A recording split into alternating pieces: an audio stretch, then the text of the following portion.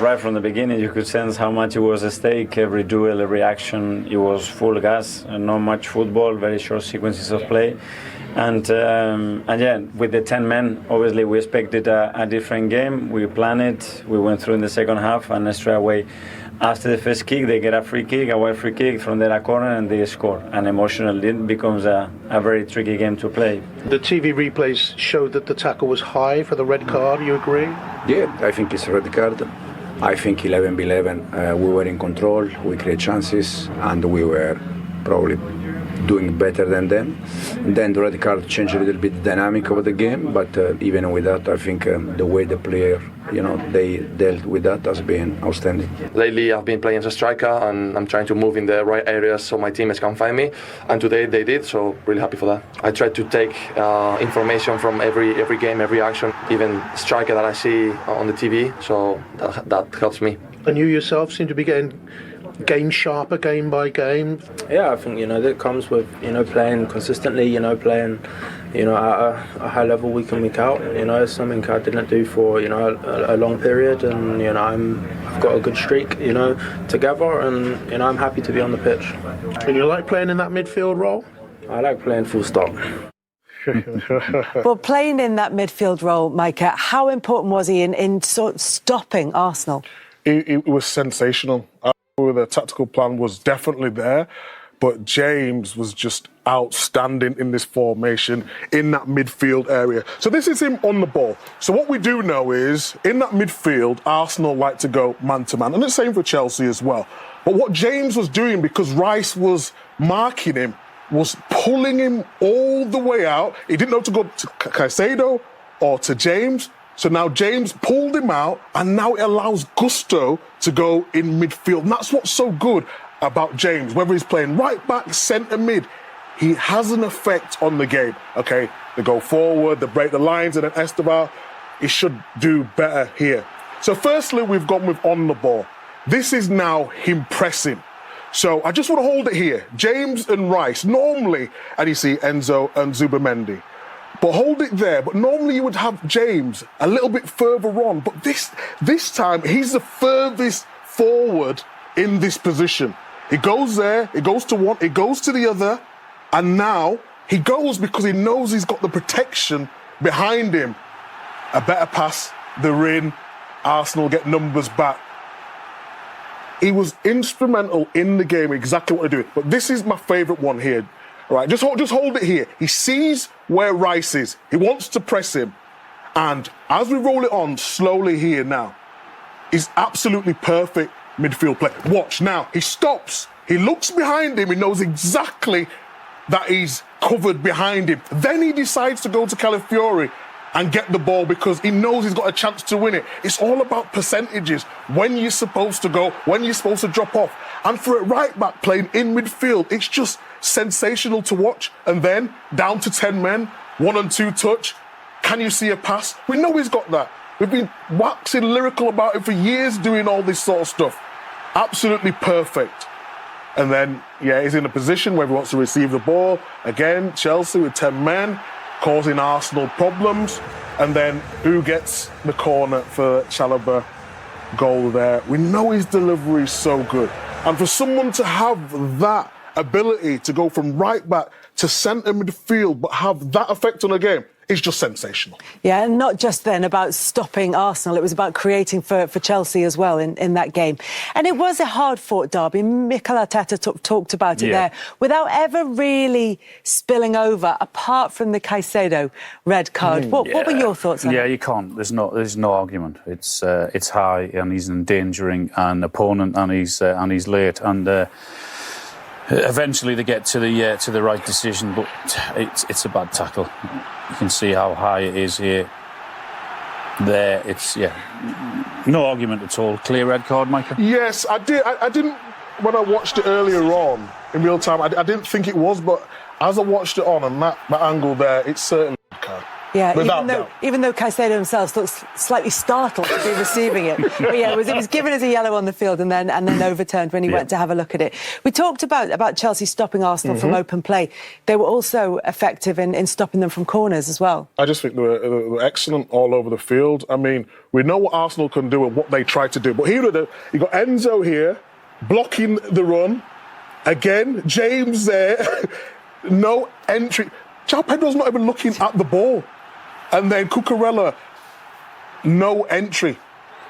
Goalkeeper comes and punches it clear. How many times have we seen that before with Arsenal? Pedro's not looking at the ball. He's just looking for the runner. Goalkeeper's got a free punch again. This is not what Arsenal normally do. Normally they're so organised. But this was the perfect one. Brave, 10 men, 3 up against 3. They said, no problem. We'll leave Madueke at the edge of the box. We'll defend what we need to defend. And the goalkeeper catches it. Easy. And, I mean, that was the lowest set-piece expected goals this season because Chelsea defended so well. Yeah. But they're missing Gabriel and Saliba. Yeah, and taking that into account, missing their 2 centre-halves or their 2 first-choice centre-halves, taking into account the week that Arsenal have had, has it been a good week or is this kind of set them back in any way, do you think? No, I think when you're up against 10 men for that amount of time, I guess there'd be a little bit of disappointment, but I think when you look at the overall big picture, the week they've had, beating Tottenham very impressively, beating Bayern very impressively, and going there today, being 1-0 down, I know they're against 10 men and they're missing their 2 main centre-halves, coming away with a point, I think that's a very, very good week. Yes. So finished 1-1 then at Stamford Bridge. We're going to persevere, aren't we? Yeah. Fingers crossed, everybody. Look, the red card, Enzo Maresca said he didn't have a problem with it. He had more a problem with consistency on previous decisions. But when you look at the Caicedo challenge, what are you looking at? I'm looking at the angle he challenges at as well, and also just understanding why he's going in for the challenge initially anyway. So, if you just want to run it on, I just want to highlight where the 2 players are initially now. So, if we just stop it now, and we're looking at the 2 players, Caicedo and Moreno. Caicedo doesn't see him. Yeah, he doesn't. All he's focused on, really, is that, and rightly so. As you run it on now, I just don't know why he gets involved. He's got his mate coming out as well at centre-back. So Chalobah would have Moreno covered there? Yes, he's stepping out there. But this happens a lot with Caicedo. Listen, he's brilliant. He's fantastic. Brilliant at winning the ball back. But he ends up in some really strange positions when he's making tackles. Now, he ends up with a situation now as he comes across. And I'm not just talking about the nature of the tackle. But he's actually now facing his own goal to make a tackle against Moreno. Now, forget the colours of the shirts. If we just put everybody in a black shirt, you'd think Caicedo's team were attacking that way. Yeah, he was, yeah. But that again comes from the angle. He doesn't need to get involved in that tackle. Chalobah's stepped out with him. His man with Eze. But again, he's got this sort of... He was pumped up today, wasn't he? He was really pumped up. I think we saw that right from the start of the game. I think the whole talk this week of, Rice v Caicedo, understandably so, maybe got to him a little bit. It's a huge game. And he's ended up getting himself involved in a challenge. Yes, it's a red card.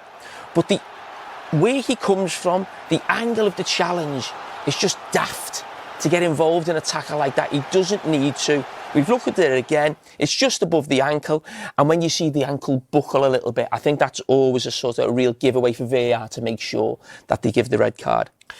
It's his first red card for Chelsea. He is actually going to be suspended for the first game of the World Cup next year because he got 2 yellows in the qualifier, unless he gets a visit to the White House, and then maybe that might change for the opening game of the World Cup. Who knows? But when you look at him domestically, he makes more fouls to tackles than most other players in the Premier League. Now, is that youth and all-action style and something that may change? I hope it changes. Yeah, because listen, he's a brilliant player. He wins the ball back fantastically well. But I think he does have a tendency, and I'm quite surprised, really. It's only you mentioned his first red card. I remember a challenge, I think, in the Carabao Cup final in Gravenberch a couple of years ago as well. And I don't think it's because he's so much a nasty player. I think at times he can look clumsy. And some of the angles he comes in with the challenge, and that was a case in point, really, where he ends up facing his own goal to win a challenge when basically he's got someone else coming behind him and he just doesn't need to get involved. So you just got to be careful with that. But as I said, he's a fantastic player, but he definitely needs to learn from that. And I'm sure the manager, if he's come out and said it was, a definite red card, that's really good to hear, and I'm sure he'll speak to him. It's not often, is it, at the moment, when we analyse set pieces in a game involving Arsenal, that they're on the receiving end of it, and we're going to look at the first goal that Chelsea scored, the only goal that Chelsea scored, which is Trevor Chalobah from this corner. Yeah. And as I said, we don't talk about Arsenal so much. It was something we highlighted last season, actually, that they had a little bit of a problem defending set pieces, not so much scoring, as we know.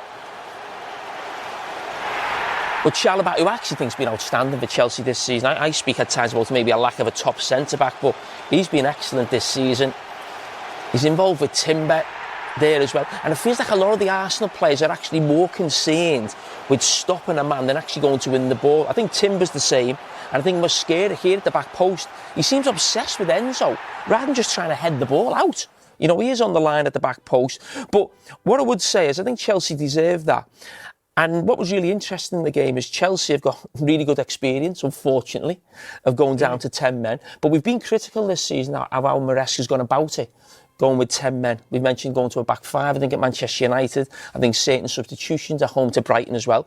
But in this one, they still had a threat going forward. In even later in the game as well. And his substitutions were like for like as well, weren't they? I mean, Garnacho for Esteval, Delap came on for João Pedro. So as you say, it's not like they retreated. They tried to stay on the front foot. Yeah, as I said, if you go through Maresca's time at Chelsea, you think of the Club World Cup as well, maybe the end of last season as well, there was a couple of red cards for Jackson. They've never really got positive results. We all know it's tough, but you shouldn't get beat every time you go down to 10 men. And today's a case in point. They're playing against the best team in the country, and they've got a 1-1 draw, and it was fully deserved. As far as the equaliser that they conceded? Yeah, I think he'll be disappointed with this, and the reason being why is, if you're going to lose a goal when the opposition have got the extra man, you want it to be for that reason that they've got the extra man. And it wasn't really the case, because football is a numbers game. And when we look at the situation now, when the ball comes in the box eventually, you'd expect this Arsenal to have decent possession, build up into the attacking third. But this is where it changes. And I just want to highlight this battle here. So what you've got is, you've got Fofana, Moreno. Yeah. Okay? So he's the goal scorer. Fofana's up against him now. I just want to roll it on very slowly. And as the ball comes to Saka, obviously we know does well with the ball, but if I just stop it now, yes, Arsenal have got an extra player, but Arsenal have got 6 players in this picture. Yeah. Chelsea have got 9, including the goalkeeper. So this has nothing to do with Arsenal. Overloaded, no, it's not. So I think when Maresca looks back at this and the Chelsea defenders look back at this, I think they'd be really disappointed to concede a goal in this situation, because what you end up getting is this. It worked. It worked. We got there. But what you've got is a 3v3. Yeah. That's going to happen 11v11. So I think he'd be disappointed that they've conceded this goal like this. But Saka, who just gets the better of Cucurella, which was something Yamal couldn't do in the week. But Moreno, listen, what a role he plays in this team. It's absolutely fantastic, isn't it, the role that he plays? A goal scorer, a box crasher, if you like. He's always in there with his head. Does really well. And you just, from there, you think Arsenal are going to go on and win the game, because as we've seen there, as the ball goes in, Moreno runs and gets the ball. He's trying to get the kick off quickly because they want to go on and win the game. It's also that man who isn't a natural centre forward. It's the movement to pull off Fofana, and those natural centre forwards always would tell me, as soon as you can see your opponent's number, you know you've got them. Well, it's really interesting, and I've said this before, but not about him. I've said this before about Havertz I actually have always thought if Havertz was fully fit, he'd be the centre forward in this team, maybe not Gyökeres. Gyökeres came on today and was probably disappointed he didn't get the winner. I think Timber took one right off his head at the end. It'd be really interesting how long it takes before Mikel Arteta puts him fully back into the team, or whether he sticks with Moreno in that position, because he's been absolutely outstanding with when Gyökeres has been out. I mean, they had a really interesting discussion in the studio after that, Theo and Daniel Sturridge, about whether that is Arsenal missing an opportunity. So on the one hand, they've got a point away in a London derby against a side who will be there or thereabouts, but they were down to 10 men. So which side of the fence would you fall on there? I wouldn't say Arsenal were sort of negative, and that's been something thrown at Mikel Arteta over the last few years when they've been going for the title. I mean, you look at the substitutions he made, Miles Lewis-Skelly coming on at half-time. I know Calafiori was on a yellow card, but again, he's going into midfield. Odegaard comes on, Gyökeres comes on. They threw everything at it. But I just felt as the game was getting to sort of the last 5 or 6 minutes, Chelsea was still a threat. So as a manager, if they'd have lost that wouldn't have just been losing a point.